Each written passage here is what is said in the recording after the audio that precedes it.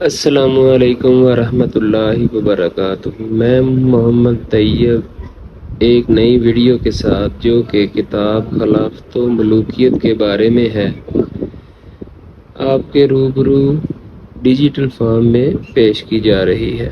آج آگے بڑھنے سے پہلے میں ایک وضاحت کرنا چاہوں گا کہ مجھے اس کتاب کو ڈیجیٹل فارم میں پیش کرنے کی ضرورت کیوں پیش آئی۔ میں نے اس کتاب کے بارے میں انجینئر محمد علی مرزا، جس کو تمام لوگ ہی جانتے ہیں، ان سے سنا تو مجھے اس کتاب کو پڑھنے کا اشتیاق پیدا ہوا۔ پھر میں نے اس کتاب کو حاصل کیا اور پڑھنا شروع کیا۔ کئی دفعہ یہ کوشش کی اور بار بار میں اس میں ناکام ہوا۔ اس کی کچھ وجہ کچھ ذاتی مصروفیات، کچھ کاہلی، لیکن کتاب کے اندر موجود مواد نے مجھے بار بار اس کی طرف متوجہ کیا۔ میں پورے ایک مہینے میں اس کا صرف ایک ہی حصہ پڑھ پایا۔ پھر میں نے ایک دن یوں ہی سوچا کہ کاش یہ کتاب کسی آڈیو شکل میں ہوتی تو میں اس کو آسانی کے ساتھ چلتے پھرتے ڈرائیو کرتے پڑھ پاتا یا سن پاتا۔ میں نے سرچ کیا مگر تلاش نہ کر سکا۔ پھر میں نے سوچا کیوں نہ میں پڑھتے پڑھتے اس کتاب کو ڈیجیٹل فارم میں آپ آنے والے لوگوں کے سامنے رکھوں اور شوق رکھنے والوں کے لیے تیار کر دوں، اور یوں میں نے اس کو ریکارڈ کرنا شروع کیا اور آج آپ کے سامنے۔ امید ہے کہ آپ کو یہ میری حقیر سی کوشش پسند آئے گی۔ جو لوگ پڑھنے سے کتراتے ہیں اب اس کو سن کر اس سے استفادہ حاصل کر سکیں گے۔ تو آئیے کتاب کی طرف چلتے ہیں۔ 2 دن پہلے کل ہم نے اس کتاب کے پہلے حصے یعنی باب اول قرآن کی سیاسی تعلیمات میں سے تصور کائنات اور حاکمیت الہ کو سنا۔ اس کے ساتھ ساتھ مولانا مودودی رحمۃ اللہ علیہ کی مختصر تعارف بھی سنا تھا۔ آج ہم اسی باب اول کا ہی تیسرا حصہ اللہ کی قانونی حاکمیت آپ کے سامنے رکھنے جا رہے ہیں۔ ان وجوہ سے قرآن فیصلہ کرتا ہے کہ اطاعت خالصتاً اللہ کی اور پیروی اسی قانون کی ہونی چاہیے۔ اس کو چھوڑ کر دوسروں کی یا اپنی خواہشات کی نفس کی پیروی ممنوع ہے۔ سورۃ الرمز آیت نمبر 2، جس کا ترجمہ کچھ یوں ہے: اے نبی، ہم نے یہ کتاب حق کے ساتھ تمہاری طرف نازل کی ہے، بس تم دین کو اللہ کے لیے خالص کر کے اس کی بندگی کرو، خبردار دین خالص اللہ ہی کے لیے ہے۔ سورۃ الرمز کا ترجمہ آیت نمبر 11 اور 12 کا ترجمہ کچھ یوں: کہو مجھے حکم دیا گیا ہے کہ دین کو اللہ کے لیے خالص کر کے اس کی بندگی کروں، اور مجھے حکم دیا گیا ہے کہ سب سے پہلے سر اطاعت جھکا دینے والا میں ہوں۔ سورۃ النحل آیت نمبر 36: ہم نے ہر امت میں ایک رسول بھیجا کہ اللہ کی بندگی کرو اور طاغوت سے اجتناب کرو۔ سورۃ البینہ آیت نمبر 5: ان کو کوئی حکم اس کے سوا نہیں دیا گیا کہ یکسو ہو کے اللہ کی بندگی کریں، دین کو اس کے لیے خالص کرتے ہوئے۔ سورۃ الاعراف آیت نمبر 3: پیروی کرو اس چیز کی جو تمہاری طرف نازل کی گئی تمہارے رب کی طرف سے، اور اسے چھوڑ کر دوسرے سرپرستوں کی پیروی نہ کرو۔ سورۃ الرعد آیت نمبر 37: اور اگر تو نے اس علم کے بعد جو تیرے پاس آ چکا ہے ان کی خواہشات کی پیروی کی تو اللہ کے مقابلے میں نہ تیرا کوئی حامی ہوگا نہ بچانے والا۔ سورۃ الجاشیہ آیت نمبر 18: پھر ہم نے تجھ کو دین کے ایک خاص طریقے پہ قائم کر دیا، پر بس تو اسی کی پیروی کرو اور ان لوگوں کی خواہشات کی پیروی نہ کر جو علم نہیں رکھتے۔ وہ کہتا ہے کہ اللہ نے انسانی معاملات کو مرتب کرنے کے لیے جو حدیں مقرر کر دی ہیں ان سے تجاوز کرنے کا کسی کو حق نہیں ہے، خواہ بندگی کرنے والا اس کے جبر سے مجبور ہو کر اس کی بندگی کرے یا اپنی رضا اور رغبت سے ایسا کرے، وہ طاغوت ہے، قطع نظر اس سے کہ وہ کوئی انسان ہو، شیطان یا بت یا کوئی اور چیز۔ سورۃ البقرہ آیت نمبر 229۔ یہ اللہ کی باندھی ہوئی حدیں ہیں، ان سے تجاوز نہ کرو، جو اللہ کی حدود سے تجاوز کریں وہی ظالم ہیں۔ سورۃ الطلاق آیت نمبر 1۔ یہ اللہ کی حدیں ہیں، جو اللہ کی حد سے تجاوز کرے اس نے اپنے نفس پر خود ظلم کیا۔ سورۃ المجادلہ آیت نمبر 4۔ یہ اللہ کی حدیں ہیں اور پابندی سے انکار کرنے والوں کے لیے دردناک سزا ہے۔ نیز وہ کہتا ہے کہ اللہ کے حکم کے خلاف جو حکم بھی ہے نہ صرف غلط اور ناجائز ہے بلکہ کفر و ضلالت اور ظلم و فسق ہے۔ اس طریقے کا ہر فیصلہ جاہلیت کا فیصلہ ہے جس کا انکار لازم الایمان ہے۔ سورۃ المائدہ آیت نمبر 44۔ اور جو اللہ کے حکم کردہ حکم کے مطابق فیصلہ نہ کریں وہی کافر ہیں۔ سورۃ المائدہ آیت نمبر 45۔ اور جو اللہ کا نازل کردہ حکم کے مطابق فیصلہ نہ کریں وہ ظالم ہیں۔ سورۃ المائدہ آیت نمبر 47۔ اور جو اللہ کے نازل کردہ حکم کے مطابق فیصلہ نہ کریں وہی فاسق ہیں۔ سورۃ المائدہ آیت نمبر 50۔ کیا وہ جاہلیت کا فیصلہ چاہتے ہیں حالانکہ یقین رکھنے والوں کے لیے اللہ سے بہتر فیصلہ کرنے والا اور کون ہو سکتا ہے۔ سورۃ النساء آیت نمبر 60۔ کیا تم نے نہیں دیکھا کہ ان لوگوں کو جو دعویٰ کرتے ہیں وہ ایمان لائے ہیں اس کتاب پر جو تیری طرف نازل کی گئی ہے، ان کتابوں پر جو تجھ سے پہلے نازل کی گئی تھی، پھر چاہتے ہیں کہ فیصلہ کے لیے اپنا معاملہ طاغوت کے پاس لے جائیں حالانکہ انہیں اس کا انکار کرنے کا حکم دیا گیا تھا۔ شیطان چاہتا ہے کہ انہیں بھٹکا کر گمراہی میں دور لے جائے۔ جز نمبر 4۔ رسولوں کی حیثیت۔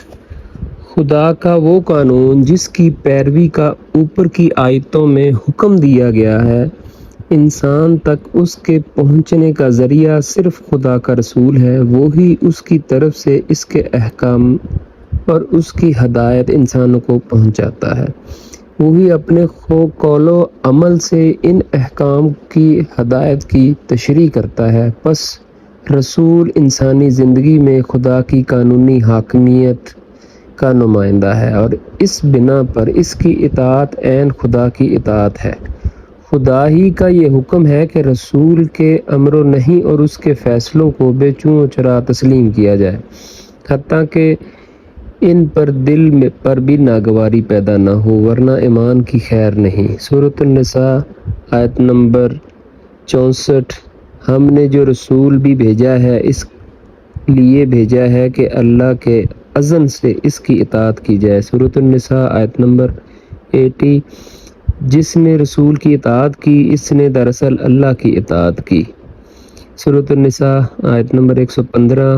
جو کوئی رسول سے اختلاف کرے جب کہ ہدایت اس پر واضح ہو چکی ہو اور ایمان لانے والوں کی روش چھوڑ کر دوسری راہ چلے، اسے ہم اس طرف پھیر دیں گے کہ جدھر وہ خود پھر گیا اس کو جہنم میں جھونکیں گے، وہ بہت برا ٹھکانہ ہے۔ سورۃ الحشر آیت نمبر 7۔ جو کچھ رسول تمہیں دے اسے لے لو، جس چیز سے روک دے اس سے باز ہو اور اللہ سے ڈرو، اللہ سخت سزا دینے والا ہے۔ سورۃ النساء آیت نمبر 65۔ پس نہیں تیرے رب کی قسم وہ ہرگز مومن نہ ہوں گے جب تک کہ اے نبی وہ تجھے اپنے باہمی اختلافات میں فیصلہ کرنے والا نہ مان لیں، پھر جو فیصلہ تو کرے اس پر اپنے دل میں بھی تنگی محسوس نہ کریں بلکہ سر بسر تسلیم کر لیں۔ بالا تر قانون۔ جز نمبر 5۔ بالا تر قانون۔ خدا اور اس کا حکم، خدا اور رسول کا حکم، قرآن کی روح سے وہ بالا تر قانون سپریم لا ہے جس کے مقابلہ میں اہل ایمان صرف اطاعت ہی کا رویہ اختیار کر سکتے ہیں۔ جن معاملات میں خدا اور رسول اپنا فیصلہ دے چکے ہیں ان میں کوئی مسلمان خود آزادانہ فیصلہ کرنے کا مجاز نہیں ہے۔ اس فیصلے سے انحراف ایمان کی ضد ہے۔ سورۃ الاحزاب آیت نمبر 36۔ کسی مرد مومن کسی مومن عورت یہ حق نہیں کہ جب اللہ اس کا رسول کسی معاملہ کا فیصلہ کر دیں تو اپنے اس معاملے میں ان کے لیے کوئی اختیار باقی رہ جائے۔ جو کوئی اللہ اور اس کے رسول کی نافرمانی کرے گا وہ کھلی گمراہی پر پڑ گیا ہے۔ سورۃ النور آیت نمبر 47 اور 48۔ وہ کہتے ہیں کہ ہم ایمان لائے اللہ اور اس کے رسول پر، ہم نے اطاعت قبول کی، پھر اس کے بعد ان میں سے ایک فریق منہ موڑتا ہے جو لوگ ہرگز مومن نہیں ہیں۔ وہ جب ان کو بلایا جاتا ہے اللہ اور اس کے رسول کی طرف تاکہ رسول ان کے درمیان فیصلہ کرے تو ان میں سے ایک فریق منہ موڑ جاتا ہے۔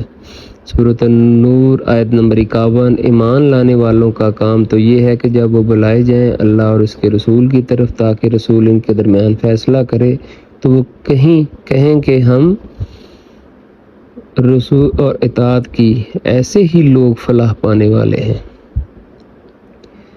جز نمبر 6 خلافت۔ انسانی حکومت کی صحیح صورت قرآن کی روح سے صرف یہ ہے کہ ریاست خدا اور رسول کی قانونی بالادستی تسلیم کرے، اس کے حق میں حاکمیت سے دستبردار ہو جائے اور حاکم حقیقی کے تحت خلافت کی حیثیت قبول کرے۔ اس حیثیت میں اس کے اختیارات خواہ وہ تشریعی ہوں یا عدالتی یا انتظامی لازماً ان حدود سے محدود ہوں گے جو اوپر بیان کیے گئے ہیں پیراگراف 3 اور 4 میں اور 5 میں۔ سورۃ المائدہ آیت نمبر 48۔ اے نبی ہم نے یہ کتاب تمہاری طرف حق کے ساتھ نازل کی ہے جو تصدیق کرتی ہے کہ پہلے آئی ہوئی کتابوں اور نگہباں ہیں ان پر، پس جو کچھ اللہ نے نازل کیا ہے تم اس کے مطابق لوگوں کے درمیان فیصلے کرو اور لوگوں کی خواہشات کی پیروی میں اس حق سے منہ نہ موڑو جو تمہارے پاس آیا ہے۔ آیت نمبر 26۔